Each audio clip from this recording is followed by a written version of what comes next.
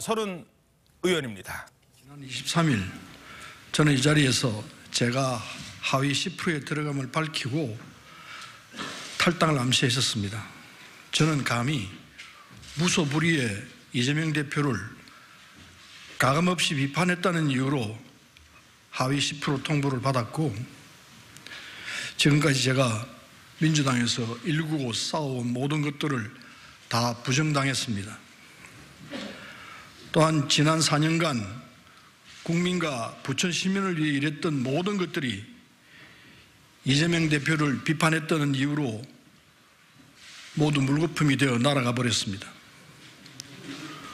국민의 더 나은 삶을 위해 지역구를 누비고 밤낮을 바꿔가며 고군분투했던 4년이라는 시간이 단순히 이재명 대표를 비판했다는 이유로 아무 의정활동도 하지 않는 하위 10%의 의원이라고 평가절하되며 조롱당했습니다. 존경하는 국민 여러분, 그리고 부천 시민 여러분, 저는 1980년 김대중 전 대통령을 만나고 민주당을 세우고 민주당의 국회의원으로서 지금까지 살아왔습니다. 지난 40년의 세월이 아직도 주마등처럼 아른거립니다. 모진 고문과 함께 군부 독재와 맞서 싸우며 김대중 전 대통령을 당선시키고 노무현 전 대통령을 탄핵에서 지켜내고 문재인 전 대통령의 안정적 국정 운영을 도왔습니다. 지난 40년 동안 민주당이 버텨왔던 원동력은, 그리고 국민이 민주당을 신뢰했던 이유는 바로 민주당이 민주화가 제대로 작동되었기 때문입니다.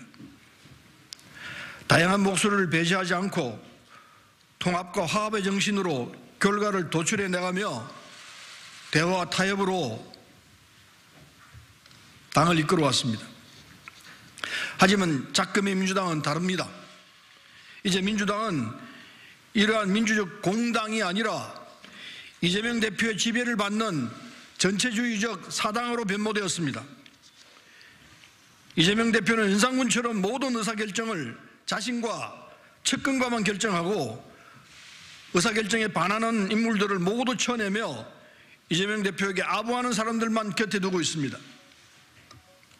이제 민주당은 국민을 위해 어떤 정치를 해야 하느냐며 심도 있게 토론하는 것이 아닌 어떻게 아부해야 이재명 대표에게 인정받고 공천을 받을 수 있을 것인지만 고민하는 정당이 되어버렸습니다.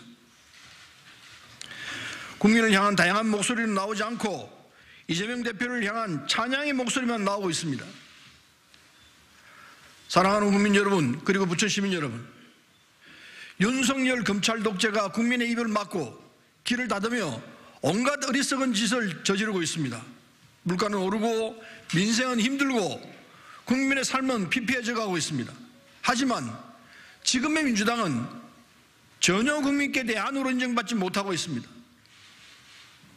이러한 현실을 부끄러워해야 하지만 이재명 대표는 아무런 책임조차 느끼지 못하고 있습니다.